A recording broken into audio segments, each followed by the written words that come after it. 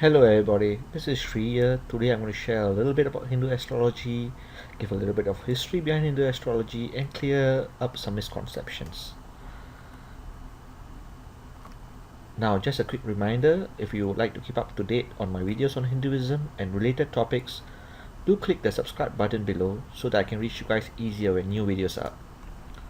Saying that, over the years many false notions have been spread to the general public about Hindu or Vedic astrology, which is also known as the science of Jyotish.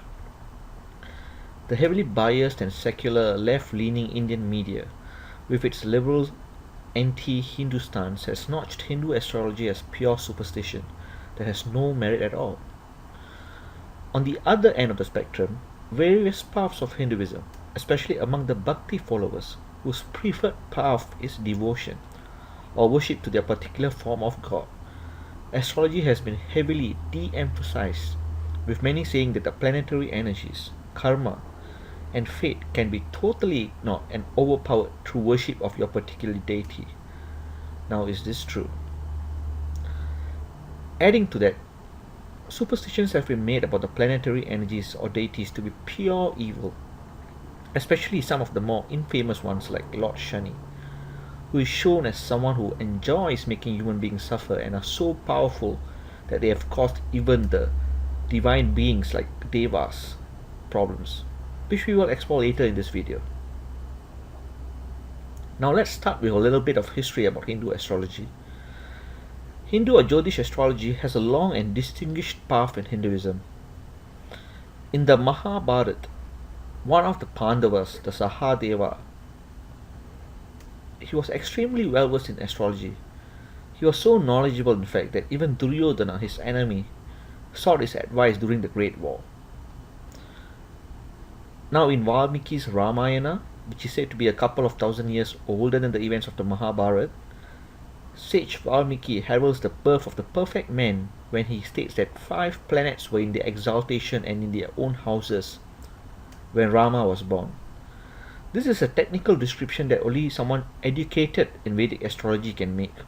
So as you can see, astrology has been mentioned in both the Ramayana and Mahabharata, which would give the history of Vedic astrology to be at least 10,000 years at least, according to the latest research findings. Now, when it comes to the main sources and traditions of formal texts on Hindu astrology, there have been many ancient palm leaf manuscripts found of various authors with their brands and systems of Hindu astrology, including those from the famous sage Agastya and Rishi Jaimini. But the main text that most modern astrologers derive their techniques from is the Brihad Parashara Hor Shastra. This extremely in-depth text was written by the Maharishi Parashara, a great sage of his time. Some of you might not know him. Generally, his son became more famous in Hinduism due to his huge contributions. You might know his son as Veda Vyasa, the Maharishi who compiled the Vedas. He was also a prominent character in the Mahabharata, which legend states that he narrated while Lord Ganesha wrote it. Now, before we go further, let's touch a little on the concept of reincarnation through the cycle of rebirths and how karma causes all of this. It is this core concept and belief system that is the foundation of Vedic astrology, and we shall refer to some great minds in South Indian Hindu philosophy for this. First, there's Avvai, or Tamil Pati, or Grandma, as she is known affectionately in Tamil Nadu. She was an eminent female poet and sage of South Indian Hindu thought, and famous for writing Atichudi, a collection of quotes on ethical living. One of her famous quotes on being a human is this: Aridu aridu manidaradal aridu. Rare indeed it is to be born as a human being. Another famous sage, Manikavasagar, was prominent in South Indian Shaivite thought, the system which follows Lord Shiva as the main deity. He was famous for authoring the Tiruvasagam. It is said that Lord Shiva himself was so pleased with his writing that he came down to earth to listen and write them down. The fame of Tiruvasagam in South Indian Shaivism is this common saying: திருவாசகத்துக்கு ஒரு வாசகத்திற்கு முருகார். He whose heart is not melted by Tiruvasagam cannot be melted by any other Vasagam. Vasagam means saying.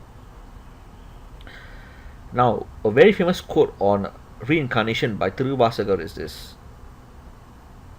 by becoming grass, small plants, worms, trees, several types of animals, birds, snakes, stones, ghosts, different types of demons, strong asuras, sages, and devas, and I travelled all over the spectrum of moving and non-moving things, and took all types of births, and become tired, O Lord.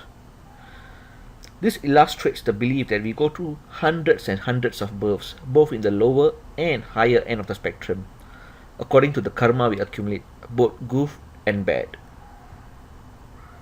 Souls take rebirth after rebirth, but being born human is a rare gift.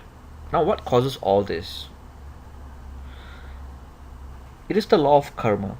Everything about Hindu Vedic astrological system is based on this fundamental doctrine. So, what is karma? Well, generally speaking, there are three types. Just a note. Karma has been written out and explained using different terms according to different philosophical schools. So don't get too hung up over the terms I use. Firstly, there's sanchita or accumulated karma, which is the sum total of all past actions, good and bad, that a being has performed and is saved in his karmic account. A woman who wonders why she found it so easy to earn her law degree, but so difficult to find a husband, easy to relate to her parents and so difficult to have kids, wonders about these things because she has forgotten the karmas that she has performed in her past lives that has caused all of these. It is these karmas that give results which are sometimes more and other times less proportionate to the effort she puts forth in different aspects of her life. Now, a person does not experience all of his sanchita or accumulated karma all at once, because quite frankly it would devastate that person. Instead, only the portion that is ripe for experiencing will surface at any one life in the form of prapta karma. So prapta karma is basically the portion of karma that is drawn from sanchita karma, which is accumulated karma, that is ready to be experienced in this lifetime. The third one is kriyamana karma, which consists of our total potential effects created by our current actions. It's our capacity for free will. While some kriyamana karmas bear fruit in this current life, others are stored for experiencing in future births. It is this intermingling of past karmas and present ones that makes up one's life. Now, Vasishtha was one of the 7 great sages or Sapta rishis in Hinduism. He was the guru of Lord Rama and the author of the Yoga Vasishtha. He mentions in his great book that the free will you exercised in your previous life is the fate that you will experience in this life. To illustrate this, he tells the story of the beggar. In ancient India, where it was a system of monarchy where kings ruled, if a king died without a son, the temple elephant would be given a garland of flower, and whoever the elephant would place the garland on would become the next king. Was this pure luck? Vasishtha said no. There was no such thing as luck. The person's effort on his past life fructified in that exact time and place, making even a beggar a king.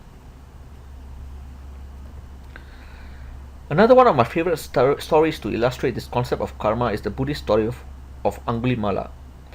Now, though Buddhism and Hinduism have quite a number of differences, they both have some fundamental concept of karma. And let's not forget, both came from the same source. The Buddha was a Hindu prince, and the concept of karma, reincarnation, meditation, etc. had already been well established in the Indian diaspora before his time. Angulimala was a mass murderer who had been convinced he would gain some great power if he killed 100 people.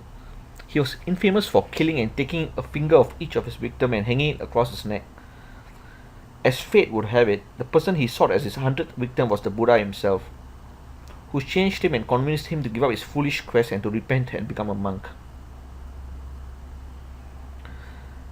Now, once Angulimala became a monk, his torment started.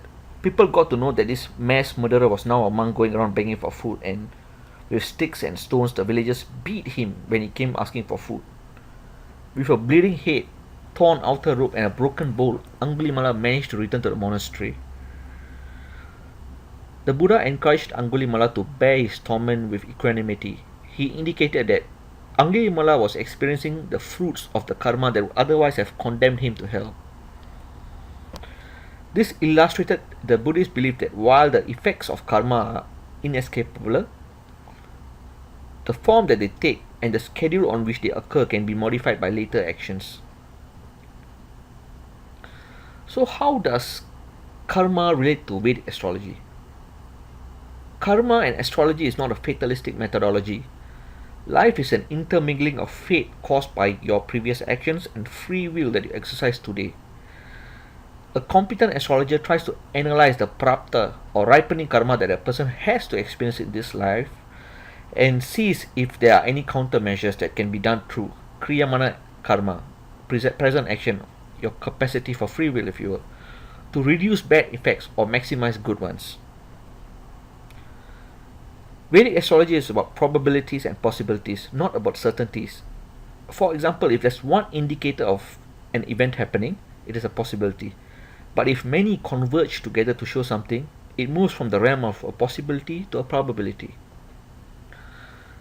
Now, a note about the Navagragas. Laymen pronounce the Navagragas incorrectly as planets, which is not entirely accurate.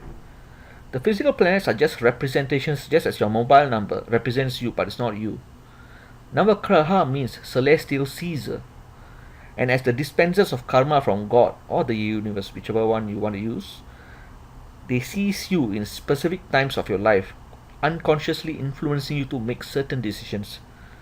In fact, some of these Navagrahas are so powerful that when it comes time for them to influence you and you seek the advice of an astrologer, the planet might even in essence possess the astrologer so as to render his advice false or unhelpful to you. In fact, in a key astrological text, it is mentioned that the rishis or the signs are the unconscious limbs of Vishnu, and the nakshatras and grahas are his conscious limbs. A Vedic astrologer does prediction in two ways. Firstly, using your birth chart, he may be able to identify characteristics, psychological patterns, strengths and weaknesses, and issues that might crop up throughout your life as a general guide on things you can work on as a human being. This is done via the house system of astrology, where your chart is divided into 12 houses and each house represents a specific aspect of your life. Each house will also be under one sign like Leo, Aries, etc., of which specific planets have rulership over certain signs and by proxy also certain houses in your chart. Secondly, and more importantly, the ancient sages found an incredible system called the Dasha cycle, of which the most famous is the Vimshottari Dasha system, where the various grahas or planets, if you want to use a simple term, takes turn influencing you in major periods of your life. And by analyzing this with your birth chart, they can come up with incredibly accurate predictions.